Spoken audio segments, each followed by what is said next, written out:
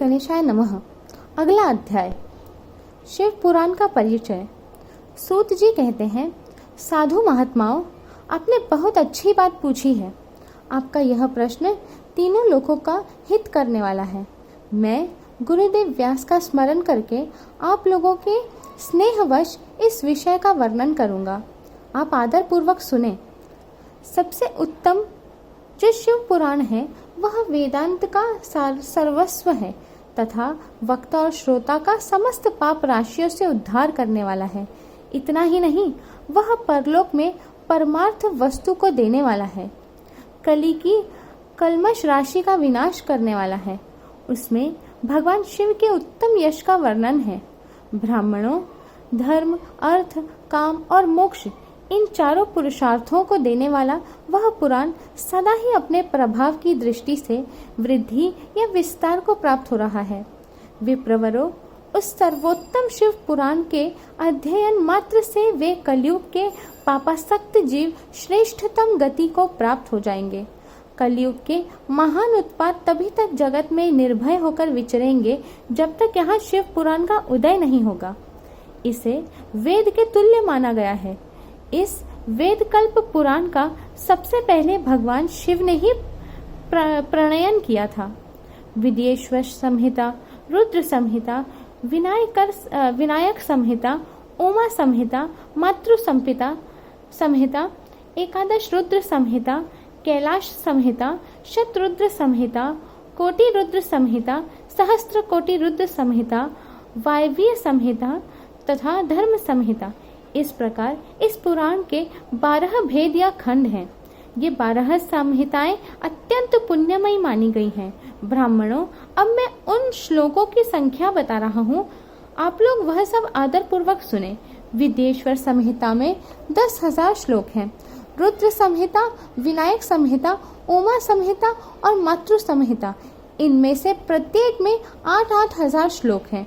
ब्राह्मणों, एकादश रुद्र संहिता में 13,000, कैलाश संहिता में 6,000, शतरुद्र संहिता में 3,000, कोटि रुद्र संहिता में 9,000, सहस्त्र कोटि रुद्र संहिता में 11,000, वायव्य संहिता में 4,000 तथा धर्म संहिता में 12,000 श्लोक हैं। इस प्रकार मूल शिव पुराण की श्लोक संख्या 1,00,000 है, परंतु व्यास जी ने उसे 24,000 श्लोकों में संक्षिप्त कर दिया है। पुराणों की कर्म संख्या के विचार से इस पुराण का स्थान चौथा है। इसमें 7 संहिताएं हैं।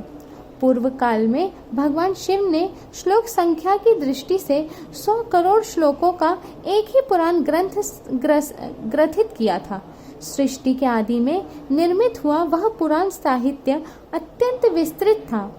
फिर द्वापर आदि युगों में दैव्यपायन, व्यास आदि महर्षियों ने जब पुराण का 18 भागों में विभाजन कर दिया, उस समय संपूर्ण पुराणों का संक्षिप्त स्वरूप केवल 4,00,000 श्लोकों का रह गया। उस समय उन्होंने शिव पुराण का 24,000 श्लोकों में प्रतिपादन किया। यही इसके श्लोकों की संख्या है। यह वेद तुल्य पुराण 7 संहिताओं में बटा हुआ है। इसकी पहली संहिता का नाम विद्येश्वर संहिता है, दूसरी रुद्र संहिता समझनी चाहिए, तीसरी का नाम शतरुद्र संहिता, चौथी का कोटि रुद्र संहिता, पांचवी का उमा संहिता, छठी का कैलाश संहिता और सातवीं का नाम वायव्य संहिता है। इस प्रकार ये 7 संहिताएं मानी गई हैं। इन 7 संहिताओं से युक्त दिव्य शिव पुराण वेद के तुल्य प्रामाणिक तथा सबसे उत्कृष्ट गति प्रदान करने वाला है। यह निर्मल शिव पुराण भगवान शिव के द्वारा ही प्रतिपादित है। इसे शैव शिरोमणि भगवान व्यास ने संक्षेप से संकलित किया है। यह समस्त जीव समुदाय के लिए उपकारक, त्रिविध तापों का नाश करने वाला, तुलना रहित एवं सत्पुरुषों को कल्याण प्रदान करने वाला है। इसमें वेदांत, विज्ञानमय प्रधान तथा निष्कपट निष्काम धर्म का प्रतिपादन किया गया है। यह पुराण ईर्ष्या रहित अंतःकरण वाले विद्वानों के लिए जानने की वस्तु है। इसमें श्रेष्ठ मंत्र समूहों का संकलन है तथा धर्म, अर्थ और काम, इस त्रिवर्ग की प्राप्ति के साधन का भी वर्णन है। यह उत्तम शिव पुराण समस्त पुराणों में श्रेष्ठ है। वेद वेदांत में वेद्य रूप से विलसित परम वस्तु परमात्मा का इसमें गान किया गया है।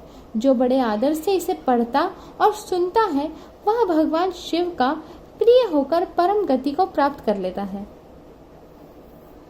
अध्याय समाप्त।